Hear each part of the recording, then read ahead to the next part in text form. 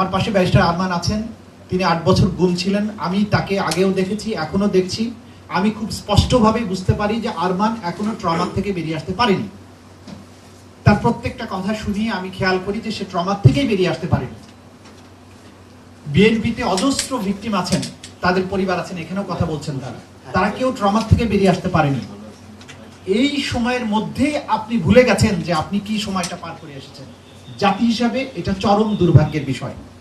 আমি বারবার প্রত্যেকটা অনুষ্ঠানে একই রকম কথা বলার চেষ্টা করি যে আপনি যে মহাবিপ্লবের মধ্য দিয়ে ক্ষমতায় আসলেন, আসার পরে যে জনগণের বিপুল প্রত্যাশা ছিল, যে বাচ্চাগুলো রাজপথে বুক চিতিয়ে দাঁড়িয়ে জীবন দিল, সে নিছক একটা নির্বাচন, নিছক একটা পরিবর্তন, এটার জন্য জীবন দেয়নি। এটা সবাইকে মনে রাখতে হবে।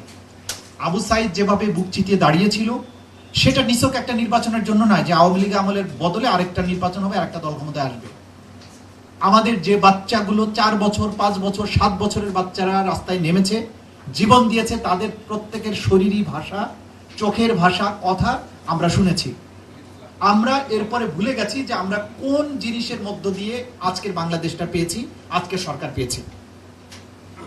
যে গুমের ভয়াবহতার ব্যাপারে গত আওয়ামী লীগ আমলের পুরোটা সময়, বিশেষ করে 2009 থেকে শুরু করে 2024 পর্যন্ত, কিভাবে ভুলে যাই আমরা।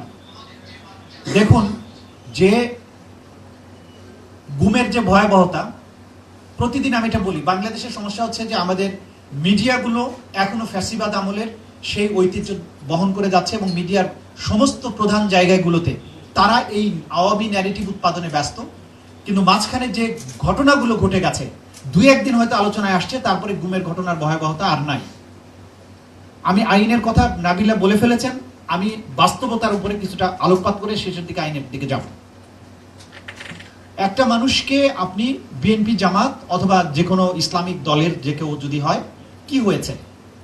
রাস্তার সামনে দাঁড়িয়ে আছে, মার্কেটের সামনে ঢোকার চেষ্টা করছে, বাড়িতে ঢোকার চেষ্টা করছে, একটা মাইক্রোবাস এসছে, দরজাটা খুলেছে, 4-5 জন তাকে ধরে গাড়িতে উঠিয়ে ফেলেছে, তারপরে চিরদিনের জন্য নাই হয়ে গেছে। এটা ভুলে গেলেন কিভাবে?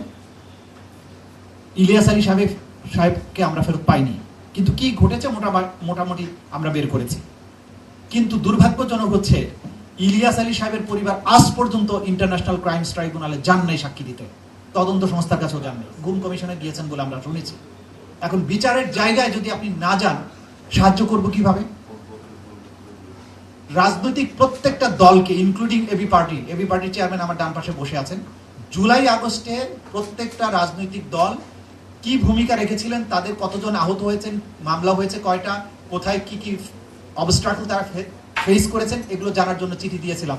এবি পার্টি সহ বাংলাদেশের একটি রাজনৈতিক দলও আমার এই চিঠি রেসপন্স করেনি। পার্টির পক্ষ থেকে কোনো একটা লোক সাক্ষী পাঠায় নাই। শুধুমাত্র গুমের ব্যাপারে, ক্রস ফায়ারের ব্যাপারে, নট গুম, ক্রস ফায়ারের ব্যাপারে জামাত এবং বিএনপি দুটো আলাদা ভলিউমে তাদের 17 বছরে যে পরিমাণ মানুষ ক্রস ফায়ারে মারা গেছেন, নির্যাতিত হয়েছেন, তার তালিকা পাঠিয়েছিলেন। কিন্তু জুলাই আগস্টের ব্যাপারে সবাইকে চিঠি দিয়ে, রিপিটেডলি চিঠি দিয়েছি, চিঠিরও কোনো জবাব দেয়নি কেউ, কোর্টেও আসেনি, সাক্ষীও দেয়নি। শুধুমাত্র NCP not as such, Nahid ইসলামরা জুলাই আগস্টের মাঠের নেতা ছিল, তারা এসে কয়েকজন সাক্ষী দিয়েছে, কারণ তাদেরটা সাক্ষ্যটা অনিবার্য ছিল। তাই এমন একটা জাতি যে রাজনৈতিক দলগুলো মামলা বিচারের ব্যাপারে আগ্রহী না, সেই দেশে তো এরকম আইন আসবেই, কারণ রাজনীতিবিদরা কেউ সচেতন না। এখন দেখুন, অন্তর্বর্তীকালীন সরকারের সময়ে যে তিনটা না, র্যাবের আইন তো তখন ছিল না, যে আইনগুলো করা হলো, সেই আইনগুলো সকল মহলের মতামত নেওয়া হয়েছিল। আজকে যিনি আইনমন্ত্রী আছেন, তিনি তখন অ্যাটর্নি জেনারেল ছিলেন। এই আইন প্রণয়নে তার বিশাল ভূমিকা ছিল। আসিফ নজরুল সাহেব তখন আইন উপদেষ্টা ছিলেন, তিনি সবারই শিক্ষক, ঢাকা বিশ্ববিদ্যালয়ের শিক্ষক। আসাদুজ্জামান সাহেবের সরাসরি শিক্ষক।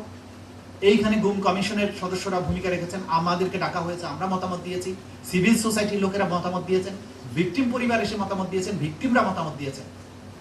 এবং এই আইনগুলো কতবার কাটাছেড়া হয়েছে। গুমের আইনটার ব্যাপারে আমার মনে হয় 17টা না 18টা সেশন হয়েছিল। এত ভালো করে আইনটা করা হলো, আপনি এক কথায় ল্যাপস করে দিলেন, দিয়ে বলেন এর চেয়েও ভালো জিনিস বানাবো। কি ভালো জিনিস বানালেন? 3টা আইন থেকে আমরা দেখলাম যে মূলত তদন্তের জায়গাটা আপনি বাহিনীর উপরে ছেড়ে দিচ্ছেন। যারা আসামি, তারা কিভাবে তদন্ত করবে? আপনার বোঝা যাচ্ছে সরকারের পুরো চিন্তাটা হচ্ছে বাহিনীগুলোকে বাঁচাতে হবে, কারণ বাহিনীগুলোকে দিয়ে বোঝা যায় যে হয়তো তারা একটা অপরাধ করতে চান, নইলে তাদের বাঁচানোর দরকারটা কি? 17 বছরে ভিকটিম হয়েছেন আপনি। আপনি কেন এই কাঠামোটা রেখে যাচ্ছেন? চিরদিন কি আপনি ক্ষমতায় থাকবেন? বিশ্বাস করেন এটা সম্ভব? আপনি যদি কালকে ক্ষমতায় না থাকেন, আপনার রেখে যাওয়া আইনের কাঠামো ব্যবহার করে একই গুমের প্রচলন তো আবারও হবে। তখন আপনি কার কাছে বিচার চাইতে যাবেন? যে যারা প্রশ্ন তুলেছেন আদালত পারে কিনা, আদালত কিচ্ছু করতে পারে না। তদন্ত যদি সঠিকভাবে না হয়, আদালত কিভাবে বিচার করবে? তদন্তের ক্ষেত্রে আদালতের কিচ্ছু করার নেই। এখন যেটা আইনটা হয়েছে যে আপনি তদন্তের বাহিনীগুলোর অপরাধের তদন্ত বাহিনী নিজেরা করবে, জীবনে কোনোদিন তদন্ত হবে? আবার কি ভয়টা কি দেখানো হয়েছে যে তদন্তে যদি উনি বলে যে অভিযোগ মিথ্যা, তাহলে আপনি যে ভিকটিম পরিবার, যা পরিবার নাই হয়ে গেল, তার 5 বছরের জেল হবে। একে তো ফ্যামিলির সদস্য নাই, তারপরে তাকে আবার ভয় দেখানো হচ্ছে যে তোমারও জেল হবে 5 বছরে। তার কেউ অভিযোগ করতে যাবে? বাংলাদেশে গুমের সংখ্যা, গুম কমিশন বলেছে যে 4.5 থেকে 6,000-এর মতো, যদিও 1900 অ্যাপ্লিকেশন তারা ডিল করেছেন। বাকি মানুষ কেন আসে নাই মামলা করতে? তার মানে তাদের মনে এই ভয় আছে, এখনো তারা ট্রমাটাইজড যে আমরা অভিযোগ করতে গেলে না জানি কি হয়। কারণ যারাই গুমের সাথে সম্পৃক্ত ছিল তাদের বহু লোক এখনো চাকরিতে আছে। তা আপনি যে লোকগুলো ইউনিফর্ম করে চাকরিতে আছে তার বিরুদ্ধে আপনি মামলা করতে যাবেন কিভাবে? সরকারও তো আপনার পক্ষে নাই, সরকার তো তাদেরকে প্রোটেকশন দেওয়ার জন্য আইন করছে। তাহলে এই বাংলাদেশে কি গুম মানে চিরদিনের জন্য থেকে যাবে? এটাই আপনারা চাচ্ছেন? এইটা হচ্ছে জুলাই বিপ্লবের পরে জন আকাঙ্ক্ষার সাথে সম্পূর্ণভাবে একটা বিশ্বাসঘাতকতা। এই ব্যাপারে কোনো দ্বিধা আমাদের নাই। এটা তো সরকারের জন্য প্রয়োজন ছিল না। এই সরকার তো পপুলার সরকার, প্রত্যেক ভিকটিমরাই সরকারের পেছনে আছে, রাজনৈতিক দলগুলো পেছনে আছে, বিরোধী দল তারাও চায় না যে এই সরকারের পতন হোক। তারা হয়তো তাদের কর্মকাণ্ডের ক্রিটিসিজম করে, কনস্ট্রাকটিভ ক্রিটিসিজম করে, তারা দেশটা ভালো চায়। আপনি ভয়টা পাচ্ছেন কোথায়? এই ভয় পাওয়াটা আমাদেরকে জাতি হিসাবে বহুদূর পেছনে ঠেলে দিচ্ছে। এই রকম একটা আইন রেখে ভবিষ্যতে গণমানুষের মধ্যে যে একটা আতঙ্ক থেকে যাবে, এই আতঙ্ক থেকে তো জাতি বের হতে পারবে না।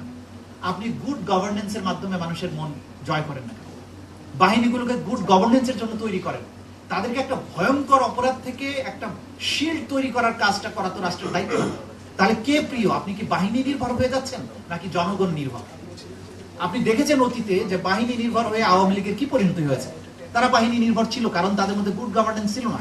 তারা এটা কলোনিয়াল শাসকদের মতো এই জাতির মানুষদেরকে কৃতদাস বানানোর চেষ্টা করেছে, আমাদেরকে কৃতদাস বানানোর চেষ্টা করেছে।